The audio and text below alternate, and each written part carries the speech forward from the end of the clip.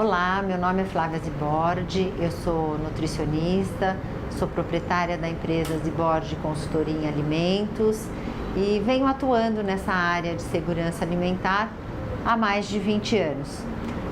Meus principais clientes são hotéis, restaurantes comerciais, buffets e eu vou conversar com vocês hoje um pouquinho sobre a importância do fornecedor, sobre a importância da gente conhecer aquele fornecedor que vai servir, né, que vai atender o nosso cliente.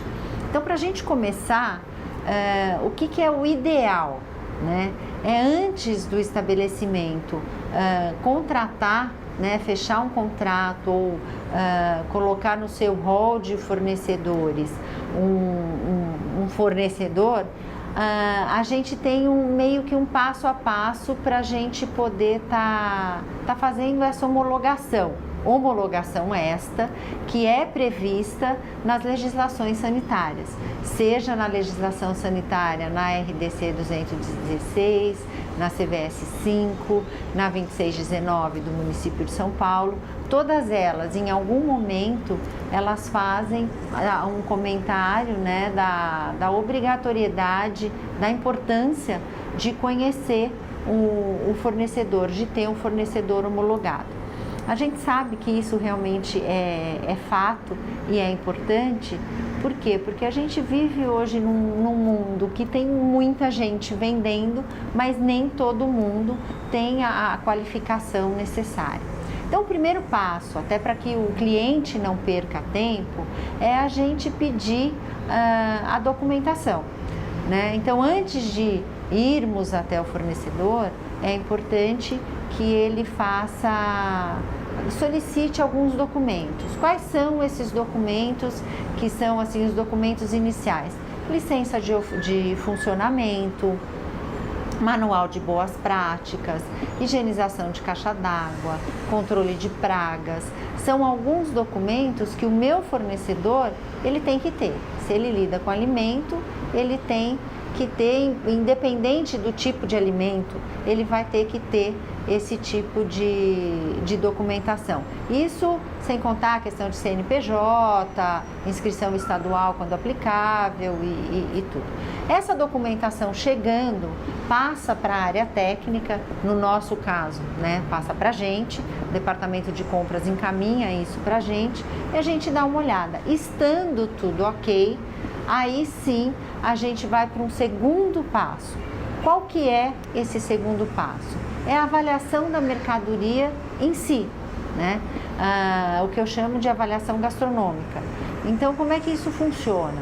A gente faz uma solicitação para o fornecedor, ele manda uma amostra, né? Nessa amostra, aí normalmente o chefe de cozinha, o responsável pela parte de alimentos propriamente dito, vai fazer uma avaliação sensorial, de sabor, de textura, de tamanho, de tudo aquilo que ele precisa para estar prefazendo a elaboração dos seus pratos. Ele aprovando essa parte, aí a gente aproveita, né, já faz uma avaliaçãozinha nesse recebimento, que é para a gente avaliar já aí. Por exemplo, um dado muito importante no fornecimento de alimentos, que é a questão da rotulagem.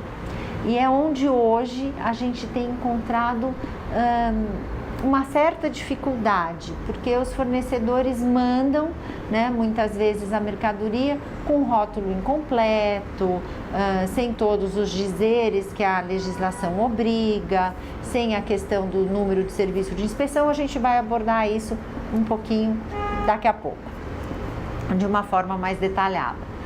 Bom, estando tudo ok, isso chegou, o rótulo já está adequado, está tudo ok, a cozinha aprovou, o departamento de compras aprovou, entraram num acordo comercial de prazo de pagamento, de volume de entrega, que aí entra uma coisa também bastante importante a gente levar em consideração quando vai homologar um fornecedor.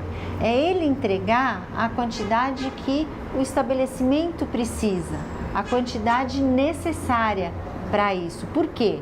Porque às vezes eu pego um fornecedor que ele pode até cumprir todos os parâmetros e tudo, só que ele vai me entregar uma quantidade grande e eu não vou usar, ou eu não tenho condições de armazenar esse tipo de mercadoria. Por exemplo, se for uma coisa congelada, eu não tenho câmara o suficiente para esse armazenamento.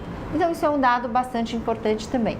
Mas estando tudo aprovado, parte comercial, parte gastronômica, aí sim a área técnica vai realizar a visita técnica. Então, aqui existem duas formas da gente estar fazendo essa visita técnica. Uma é uma visita técnica agendada, né? Normalmente quando o estabelecimento é grande e tudo, que tem lá um responsável técnico e tudo, esse agendamento cai bem, né? É bom que se faça, porque você pode chegar no fornecedor sem o agendamento e o responsável não estar presente e tudo, e aí você tem que voltar de novo, ou parte da documentação tem que ir por e-mail, as pessoas às vezes não sabem responder aquilo que você tecnicamente você quer. Então aí você agenda, ou dependendo do caso, se for um fornecedor que você por algum motivo desconfia de alguma coisa, ou é uma filosofia. Eu tenho cliente que faz homologação de fornecedor, mas não faz o agendamento, né? A filosofia deles é não visitar um fornecedor agendando com antecedência. Então, aí você vai de surpresa. Chegando no fornecedor, você vai fazer o quê? Você vai verificar novamente toda a documentação e aí, além daquela documentação dos requisitos mínimos, né, de manual de boas práticas, procedimento operacional padronizado, controle de pragas, higienização de caixa d'água, licença de funcionamento, no caso do município de São Paulo, o cadastro municipal da vigilância sanitária, que mais? O número, o registro no conselho, né, do responsável técnico, caixa de gordura quando é uma localização que é aplicável, o PPRA, que é o Programa de Prevenção de Riscos Ambientais, que é obrigatório, o PCMSO, que é o Programa Médico de Saúde Ocupacional, sempre tudo atualizado. O ASO, o Atestado de Saúde Ocupacional, com a descrição dos exames laboratoriais pertinentes àquela atividade e à localidade. As legislações mudam de local para local, então é importante que a gente saiba a região que esse fornecedor está, né? E aí a gente vai rever toda essa documentação, vai dar uma olhada em tudo, vai verificar se isso já chega para você de uma forma organizada ou fica assim, a busca por isso, né, durante a tua visita, calibração, né, das câmaras quando existentes, dos termômetros utilizados, seja laser ou seja de espeto, e os registros, né? Os registros de monitoramento de temperatura de equipamento, registro de distribuição quando aplicável, registro de manutenção preventiva desses equipamentos, né? Então, todos esses documentos você vai fazer uma verificação e é importante que essa verificação seja feita com bastante detalhe, para que a gente possa realmente saber, né, avaliar a seriedade desse fornecedor. Na sequência, né, eu sempre costumo verificar a documentação antes, é um hábito meu, mas pode ser feito de uma forma, numa sequência inversa, que é você visitar aí sim as instalações, né? Então, a instalação principal, ou tudo aquilo que tem onde ocorre a manipulação, onde ocorre o manuseio, onde ocorre o armazenamento de tudo, a expedição, os meios de transporte, tudo isso precisa ser avaliado, né? Então você vai olhando e aí você vai olhar aquelas coisas básicas que são itens que as legislações sanitárias preconizam, né? Que é a parte de estrutura, piso, parede, luminária, instalação elétrica e tudo aquilo que envolve a estrutura, tudo aquilo que envolve a operação, né? Se é aplicável o uso de luva, se existe pia para higienização de mãos, se existe o papel, as lixeiras, a maneira, né? Eu sempre costumo, quando é local de muita manipulação, né? O que tem um produto que às vezes ele não tem tanta manipulação, mas é um produto de alto risco, parar um pouquinho e verificar como as pessoas se comportam, né? Como essas pessoas estão trabalhando, né? E aí isso diz muito para a gente da parte de operação, que às vezes se a gente só passar, a gente não consegue estar fazendo uma avaliação tão detalhada. E aí você vai olhando tudo, aí vai olhar a parte dos funcionários, a existência de refeitório, os sanitários, vestiários. Uma coisa que eu acabei não falando, a questão dos termos de EPI, né? Se esses funcionários recebem e estão utilizando os EPIs, os equipamentos de proteção individual, para aquela função, né? Se existe algum registro da entrega desses EPIs. E aí a gente faz uma avaliação de tudo. A parte de resíduos é bastante importante, né? Hoje a gente sabe que a questão do resíduo seletivo, ele é obrigatório, então a gente vai avaliar se existe um descarte correto, um acondicionamento correto, se existe uma empresa que faz essa coleta. Então a gente faz esse mapa, na realidade, no fornecedor. Cada pessoa trabalha de uma maneira e depende muito, às vezes, do fornecedor. Existe a possibilidade de fotografar, né? Então você vai vendo, vai fotografando, ou você vai anotando, né? Eu costumo anotar muita coisa quando eu visito o fornecedor, porque chegam informações que depois, na hora de fazer o relatório, eu já vou falar isso para vocês, a gente tem às vezes anotações pequenininhas, né, que você coloca, uma observação que uma pessoa faz e tudo, isso te dá um perfil melhor, né, te dá uma ideia melhor desse fornecedor. Então aí você anota tudo, tem tudo anotado, e aí você finaliza a tua visita, né? Tem fornecedor que fica às vezes apreensivo, olha, vou passar, não vou, e a gente, dependendo do caso, a gente consegue dar um feedback, não, olha, tá tudo ok, ou tem uma coisinha ou outra. Eu costumo falar muito quando eu estou visitando, já se tem alguma coisa, ou se eu estou vendo uma documentação e tem uma data que está errada, um manual que de repente não está adequado, que tem alguma coisinha, eu faço o comentário, normalmente com quem acompanha, que acaba sendo o responsável técnico na grande maioria das vezes, né?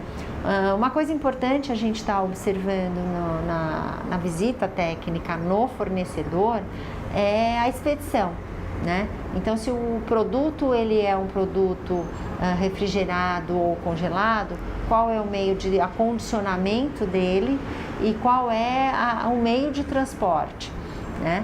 Para a gente não aprovar, de repente, um fornecedor que depois, quando eu recebo a mercadoria, eu não tenho as condições adequadas. Isso também a gente vai comentar daqui a pouquinho. Então, essa parte da expedição é bastante importante que a gente verifique, né? Finalizando tudo isso, a gente vai fazer um relatório, né? Porque eu preciso de um registro da homologação desse fornecedor. Então, o que eu vou fazer? Eu uso a RDC 275, que foi feita justamente para avaliação de fornecedor. Então, eu faço foi criada há um tempo atrás pela ABERC, que é a Associação Brasileira de Empresas de Refeições Coletivas, um guia para avaliação de fornecedor, e foi feito na época uma leitura bem detalhada da RDC 275, e isso acabou gerando uma planilha, e isso foi para esse guia. Eu hoje utilizo essa planilha, mas fiz algumas alterações, né, para personalizar um pouco o meu trabalho e a homologação do fornecedor. Então eu criei um campo de observação, de comentário. Então essa planilha ela é com sim ou não, então ou o item está adequado ou não, né? E isso vai gerar lá no final, ela é uma planilha que tem mais de 150 itens a serem avaliados, né? E lá no final você vai ter uma aprovação ou não desse fornecedor, né? O critério usado hoje, né, devido à demanda que a gente tem, devido ao risco, então a gente só aprova um fornecedor quando ele tem 80% nessa planilha de sim, né? Quando a gente tem 80% de sim. Se ele tiver entre 80% e 50%, a gente aprova com restrições, né? Então, ele é um fornecedor que vai ser aprovado com algumas restrições. Isso significa o quê? Que eu vou dar um tempo, e aí é um critério individual de cada cliente, né? Eu costumo ter o meu parâmetro que eu passo muito para os clientes, que é avaliar dependendo do grau de risco desse alimento. Então, por exemplo, as proteínas, né, as carnes, os pescados, frango, que tem um risco maior, a gente dá um prazo de 3 meses para o fornecedor se adequar e realiza uma nova visita. E aí nessa visita, uma visita um pouco mais rápido, você já vai direto nos pontos em que estavam não conformes. Bate o olho, é claro, em tudo, mas você vai direto naqueles pontos que estavam não conformes. Se é um fornecedor que o produto tem menos risco, um fornecedor de hortifruti, que tenha um risco um pouco menor, alguns fornecedores de alguns tipos de laticínios, né? Então aí a gente pode dar um prazo um pouquinho maior, de até 6 meses, para ele se adequar. Quanto a comprar ou não desse fornecedor nesse prazo, a minha recomendação é para que não compre, né? Você espera o fornecedor se adequar e aí sim você faz a compra. Se esse fornecedor tiver na avaliação final menos de 50%, esse fornecedor é reprovado. E aí a gente vai aguardar o retorno do fornecedor, seja 3 meses, 6 meses, 1 ano, 2, quando ele achar que ele está em condições adequadas, aí sim ele entra em contato e solicita uma nova visita. Então a gente usa esse parâmetro. Eu costumo mandar também, junto com essa avaliação, né, com essa planilha, além dos comentários básicos, né, que eu faço nessa coluna, eu costumo fazer um documento à parte dizendo quais são os principais problemas, né? Quais foram as principais não conformidades encontradas. Então, estrutura, presença de piso quebrado, luminária sem proteção, a gente coloca lá algumas coisas, operação, uso inadequado de luvas de procedimento, ausência de sabonete bactericida, eu estou dando exemplos aqui de coisas, documentação, ausência de manual de boas práticas ou manual de boas práticas inadequado ou com alguma observação específica, isso tudo vai para o fornecedor, né? Vai nunca por meu intermédio, né? Eu sempre passo essa informação pro departamento de compras e o departamento de compras encaminha para o fornecedor. Eu acho que isso demonstra um sinal de profissionalismo, porque não existe vínculo da área técnica com o fornecedor, né? É o departamento de compras, eu estou fazendo uma visita técnica para o meu cliente, então é ele que faz essa parte de comunicação. Então aí a gente tem essa parte da avaliação do fornecedor propriamente dito. Depois que a gente foi lá, visitou o fornecedor, fez o relatório, o fornecedor está aprovado, né? A nossa missão número 1 acabou. Aí começa o dia a dia, né? Então começam as entregas. E aí, o que eu tenho que fazer? Eu tenho que continuar avaliando esse fornecedor para verificar se ele não perde aquela qualidade. Então, eu aprovei com 80%, está tudo muito direitinho, muito redondinho, mas eu preciso avaliar as entregas. Então, eu vou falar para vocês um pouquinho o que a gente avalia e a maneira como a gente faz isso. Então, a mercadoria chega, principalmente os perecíveis, né? Então precisa ter sempre um alinhamento, né, muito bom entre a área técnica do estabelecimento e o departamento de compras. Em alguns casos, compras está ligada à controladoria, né? Então os treinamentos internos, a comunicação visual é super importante, né? E a planilha de recebimento. Essa planilha de recebimento, o que ela deve contemplar? Ela tem que contemplar o produto, né? A data que você está recebendo esse produto, a data de validade desse produto, o número do serviço de inspeção para aqueles alimentos que são de origem animal. Só um adendo: serviço de inspeção é o CIF ou o CISP para o estado de São Paulo, né? O CISP para o estado de São Paulo, ou a gente pode ter o CISB, que é um serviço de inspeção unificado, né? Então a gente tem que, todo produto de origem animal tem que ter um número de serviço de inspeção. E é muito importante que o recebedor ele esteja bem orientado quanto a isso, né? Então o material visual é bastante importante. E aí você tem a temperatura de recebimento dessa mercadoria. Então, mais uma vez, ter um quadro, de repente, com a temperatura adequada de cada produto, né, que ele tem que ser recebido.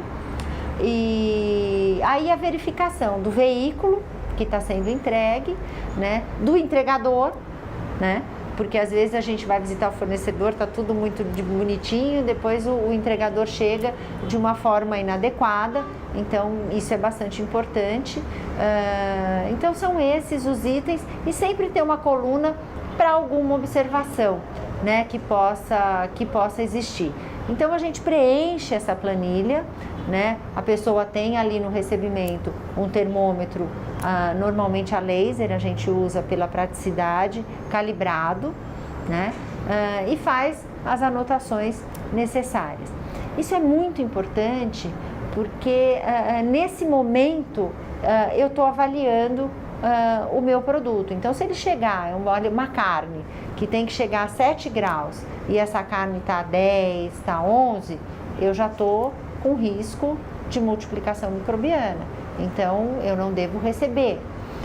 Uma coisa que pega muito, e a gente está trabalhando muito os nossos clientes, é a questão da rotulagem, né? E a gente trabalha muito o cliente por entender que o rótulo é uma obrigação, é uma obrigatoriedade que os fornecedores têm, independente do que ele vai entregar, desde que seja um produto embalado, ele tem que ter esse rótulo, e o rótulo tem que constar informação nutricional, né, completa, com todos os dizeres embaixo, né? Porque a gente pega muito lá uma informação nutricional mais ou menos sem todos os dizeres. A questão dos alérgicos tem que constar a questão do glúten, né?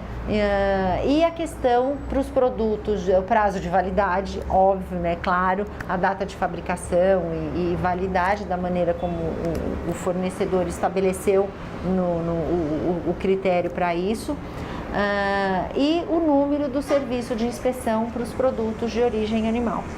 Então a gente tem tido uma demanda de fornecedores que não cumprem a questão da rotulagem, e a gente está sendo muito chato, né, com eles em relação a isso, porque é minha responsabilidade técnica não receber uma mercadoria. Por quê? Porque se eu tenho uma fiscalização e meu produto não tem a rotulagem adequada, o meu cliente é prejudicado. Então, a junção dos departamentos é muito importante. Então, o chefe de cozinha, né, a nutricionista, a área técnica e o departamento de compras, porque compras vai devolver e a cozinha de repente vai ficar sem.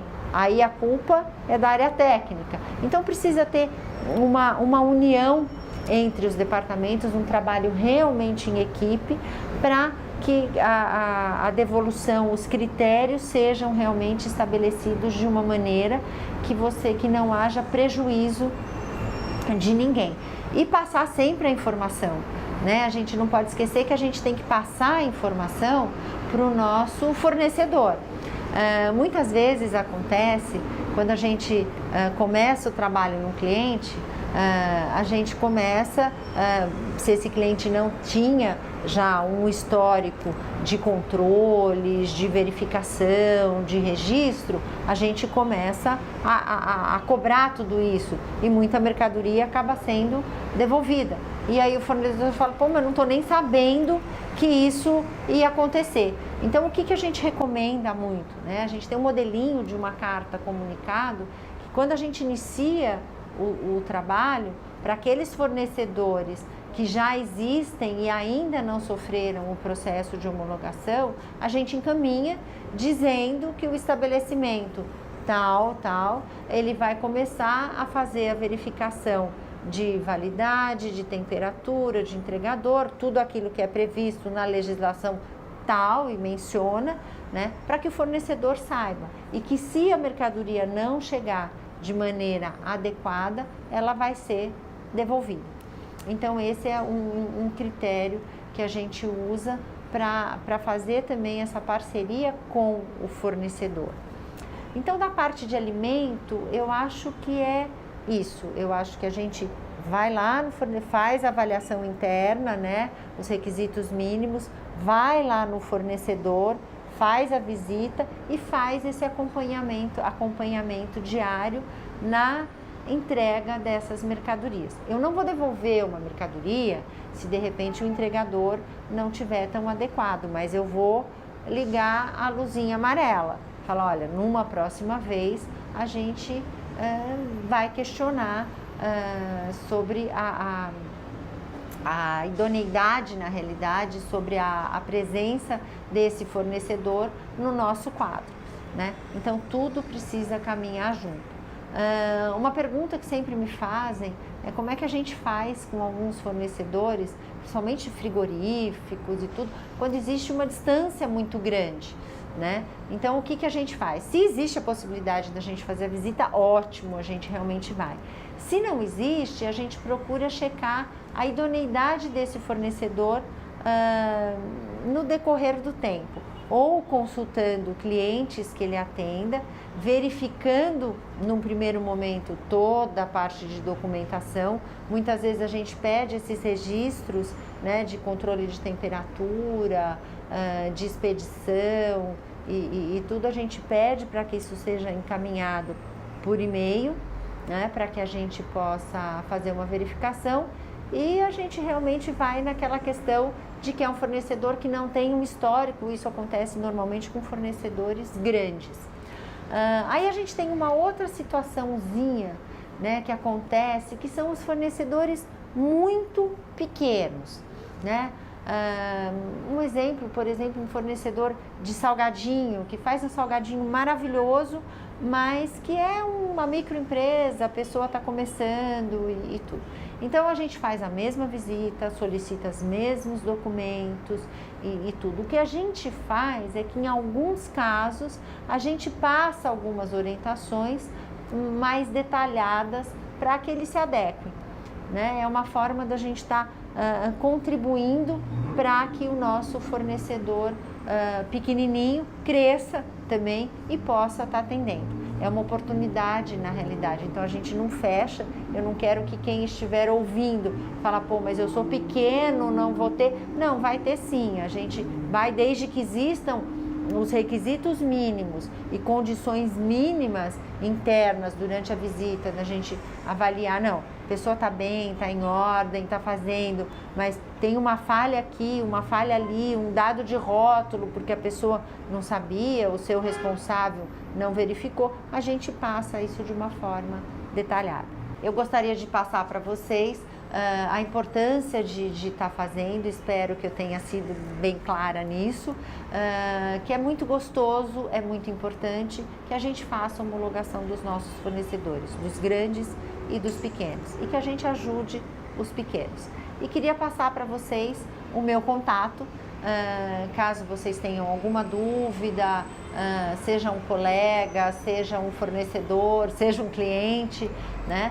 O meu e-mail é flavia@zibordconsultoria.com.br. O site da empresa é www.zibordconsultoria.com.br e o meu celular é 11 99 241 5795. Um abraço e bom trabalho a todos nós.